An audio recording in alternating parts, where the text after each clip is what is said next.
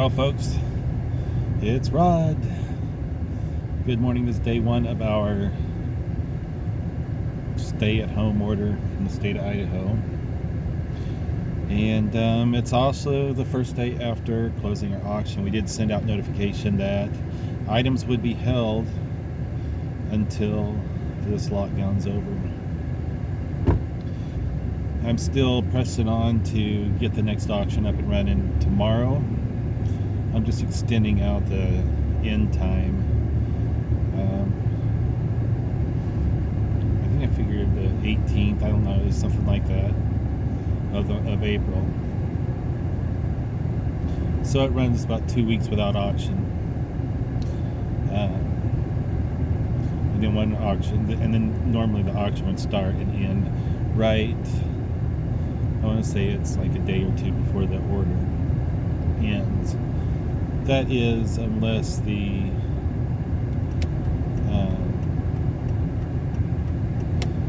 gets extended for whatever reason. It's chilly today. I don't know. There's stuff that needs to be done that I haven't been able to take time to do. We're going to go over to our house over in Spokane, Washington, which is also under a stay-at-home order. But hey, we have two homes. We're going to go over there and probably do some painting. And just some other odds and ends around the house. But I sent out the notification that we would hold their items, but we're still billing them. And I got a little bit of pushback. We're dealing with customers on a case-by-case basis. Most of them are totally understanding, and there's only a few that really have no care or concern. They're just wanting to get their items that they've paid for, which I kind of understand. But at the same time, this is a situation that none of us ever expected to happen or could even fathom happening. So I'm working to get them their items. Probably be a situation of just building their card and setting it out on the front porch when they get there so that they can deal with it.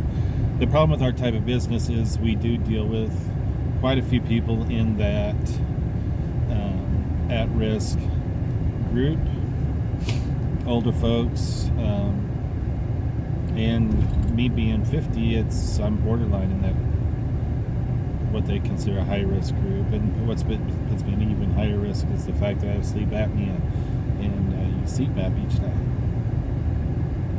But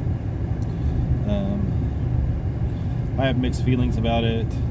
One of the sad things, one of our main competitor here in the area is able to stay open because they auction firearms, which in order to do that you need to have an FFL, and they have an FFL that makes them essentially a dealer of firearms, which is an essential service. So it kind of sucks that through all this my competitor gets to stay open, but because I didn't move to get my FFL sooner, and I don't know if I would have stayed open anyway. I mean, at some point, regardless of how I feel about the virus itself and the mass hysteria that's been created through media and Facebook, there is still some substance to it.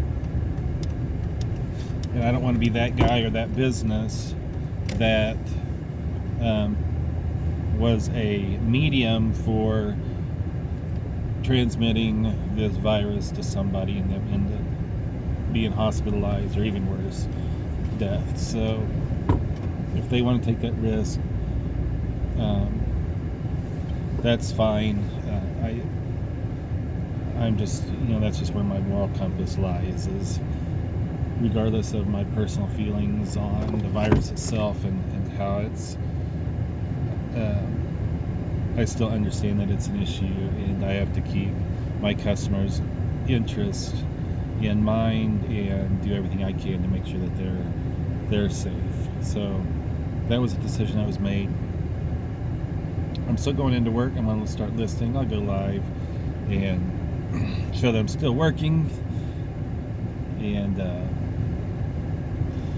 probably be hitting some eBay listings this weekend and get that back up and rolling more. And we've been still getting eBay sales, so that has not really slowed down. But I honestly, I'm not doing mass amounts of listing on eBay, so I don't get a mass amounts of sales, but I'm getting a couple of sales a day, every other day. You know, they are. So it hasn't shown. I imagine folks that, you know, typically send out 10, 20, 30 packages a day, they're probably seeing a slight decline, but people are still buying. So we'll see. I'm gonna head in. Just a quick video. Say good morning. Welcome to the world we live in. We'll catch you next time.